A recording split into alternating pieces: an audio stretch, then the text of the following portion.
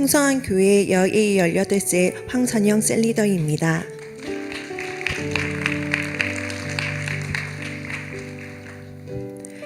저희 신앙생활은 우리 풍성한 교회에서 처음 시작되었습니다. 당시 교회와 하나님과 예수님 성령님에 대해 아는 것이 하나도 없던 제가 우리 교회에 나오면서 기대했던 것 중 하나가 회복 캠프와 양육이었습니다.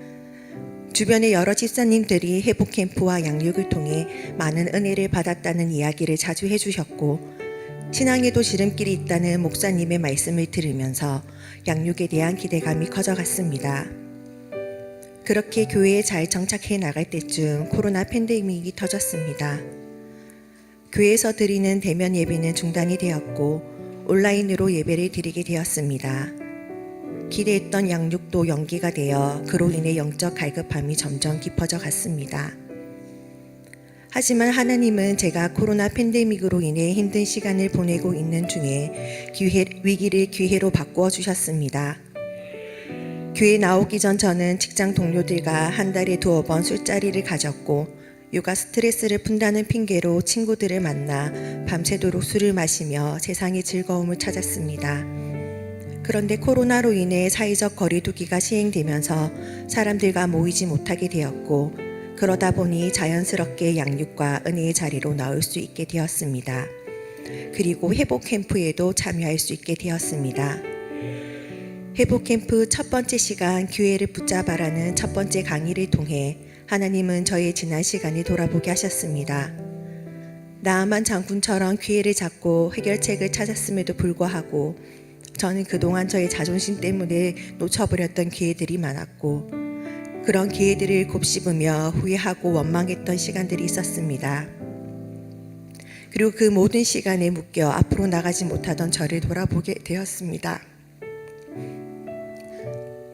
하나님을 믿고 만나는 이 회복 캠프의 시간이 운명을 바꾸고 행복을 찾는 기회임을 깨닫게 하여 주셨습니다.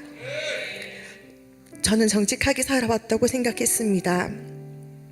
다른 사람들과 싸우거나 누구에게 해를 끼친 적이 없었고, 큰 돈은 아니지만 어려운 사람들을 위해 후원도 하며 주변 사람들에게 친절을 베푸며 살아왔기에 저는 저에 대해 인식하지 못했습니다.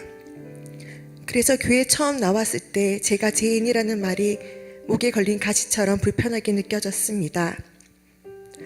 하지만 회복 캠프 2과 십자가를 바라보라를 통해 하나님은 제가 얼마나 큰 죄인인지 비로소 깨닫게 하셨습니다. 하나님은 세상의 기준이 아닌 하나님 나라 기준으로 제 자신을 바라보게 하셨습니다. 저는 지난 시간 저보다 뛰어난 사람들을 향한 시기와 질투를 했고, 스트레스를 풀기 위해 술을 마시며 시간을 허비했습니다. 그리고 다른 사람들에게는 친절하게 대하면서 가족들에게는 사소한 것에도 쉽게 화를 냈습니다. 걱정하는 척 속으로는 다른 사람들을 판단하고 정죄하기도 했습니다. 뿐만 아니라 그 밖에도 알게 모르게 마음으로 지었던 저의 모든 죄를 하나님께서는 회복 캠프를 통해 돌아보게 하셨습니다. 무엇보다 죄를 지으면서도 그것이 죄인 줄도 모르고 살아가던 저의 어리석음을 깨닫게 하셨고, 저야말로 죄인 중에 괴수임을 인정하게 하셨습니다. 그리고 예수님이 십자가에서 피 흘려 죽으심으로 나의 모든 죄를 담당해 주셨다는 사실과 나를 구원해 주신 주님의 은혜를 알게 하셨고, 앞으로는 죄를 지으면 회개하고 죄와는 피 흘리기까지 싸워 이겨야 한다는 깨달음도 주셨습니다. 어린 시절 저희 집은 가난했습니다. 부모님 2분 다 열심히 일은 하셨지만 살림살이는 크게 나아지지 않았고, 술을 좋아하시는 아버지께서 한 번씩 큰 사고를 치시며 어머니는 그 사고를 수습하시느라 힘들어하셨습니다.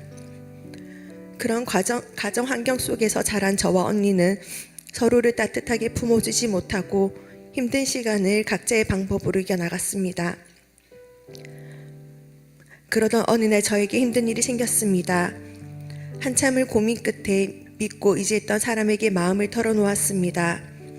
그 사람이라면 저의 아픔을 공감해 줄 거라 믿고 이야기를 했지만 외면당했고, 그 순간 모든 게 저의 잘못 같았습니다.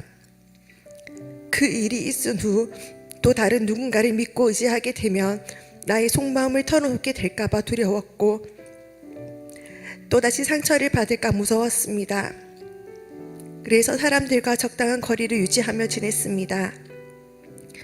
그렇게 저는 그때의 상처를 다른 사람들이 알지 못하게 예쁘게 포장을 하며 살아왔습니다. 주변 사람들에게 좋은 평판을 듣고 인정을 받으면 받을수록 전 더욱더 상처가 드러나지 못하게 덮고 또 덮으며 살아갔습니다. 이어진 회복 캠프 세 번째 시간인 회복을 경험하라 해서 하나님은 저의 내면의 상처를 바라보게 하셨습니다.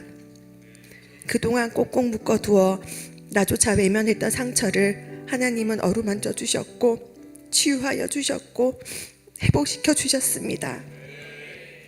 그리고 늘 기도했지만 정작 내려놓지 못했던 제 안의 교만한 마음과 용서하지 못하는 마음, 시기와 질투 등 저의 모든 죄를 고백하게 하시고 제 마음을 새롭게 하시며 자유를 주시고 승리의 삶을 살도록 이끌어 주셨습니다. 회복 캠프를 참석하기 전 양육반 가정의 금요 철야 성령 충만의 밤에서 방언의 은사를 선물로 받았습니다.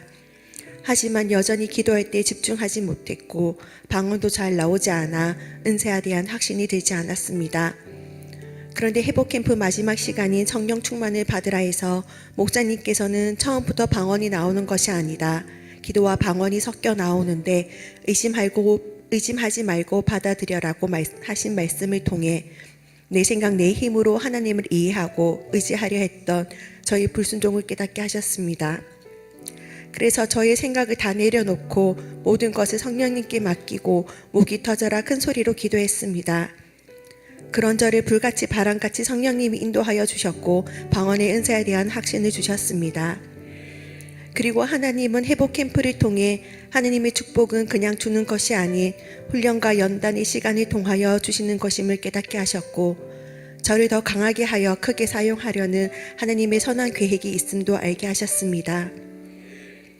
공기와 바람이 눈에 보이지 않지만 우리 곁에 존재하는 것처럼 하나님의 임재와 사랑이 항상 저와 함께 한다는 것을 확실히 믿게 되었고 두려워하지 말라 내가 너와 함께 함이라고 말씀하신 나의 하나님을 바라보게 되었습니다. 회복 캠프를 통해 전인격적인 하나님을 만나고 변화된 제 자신을 발견하게 하신 하나님께 감사드립니다.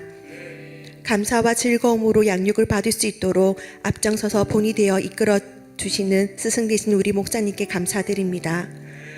욕과 같은 극심한 고난을 당할지라도 이것 또한 축복의 통로임을 알게 하시고 훈련과 연단을 통해 점극 같은 믿음을 주시며 저를 붙들어 주시는 나의 모든 것 되시는 하나님께 감사드립니다.